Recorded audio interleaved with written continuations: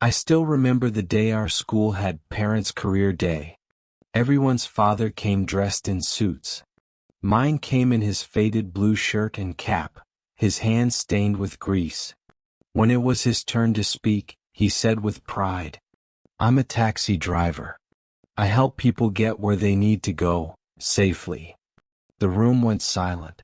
Then someone in the back giggled. A few others joined. Even the teacher's awkward smile couldn't hide her discomfort. I wished the ground would swallow me whole. At school, my classmates' fathers were engineers, bankers, or businessmen. Mine drove a yellow cab.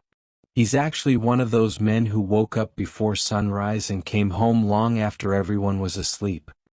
His hands were rough, his clothes always smelled like fuel, and there was always that little envelope of coins he'd empty on the table before dinner. He'd smile and say, "Every coin is a step closer to your future, son." But outside that small, loving home, the world laughed at him. That day when we got home, I didn't talk to him. And he didn't ask why. But late that night, I heard him whisper to my mother, "One day, our son will understand that there's dignity in every job, if it's done with honesty." As I grew older, I watched him sacrifice everything. He'd skip meals to buy me books. He'd sleep in his cab just to save a little more. And whenever I complained about being poor, he'd say, "Son, don't ever be ashamed of hard work. Be ashamed of laziness." But I didn't listen. Not until one evening when everything changed. My father's car broke down on the highway after a long shift. He called one of his old classmates, now a car dealer, for help. That man laughed and said, "Still driving that rust bucket, huh? You should have chosen a real career." My father said nothing. He just fixed the car himself, with trembling, oil-stained hands. When he got home that night, I saw blood on his knuckles. He smiled anyway. That image burned into my soul.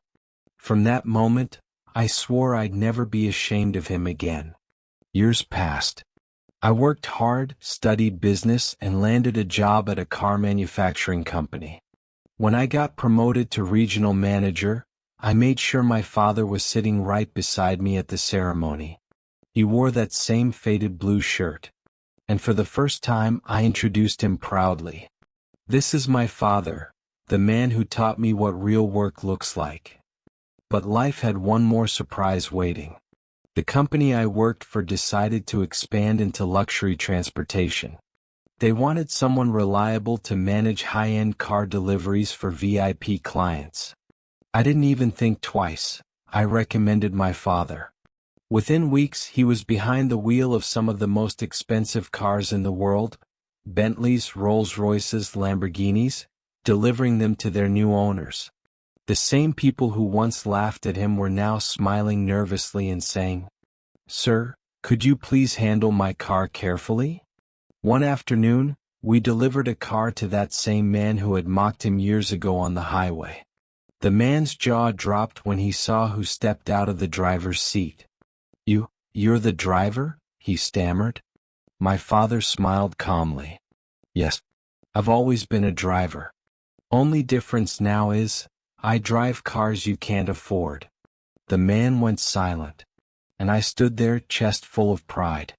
That evening, as we drove home in silence, I looked at him and said, "Dad, do you ever feel like you've finally made it?" He smiled, eyes soft, voice steady. "Son, I made it the day I stopped caring about who was watching. Success doesn't start with money, it starts with peace." Moral lessons. There's no shame in honest work.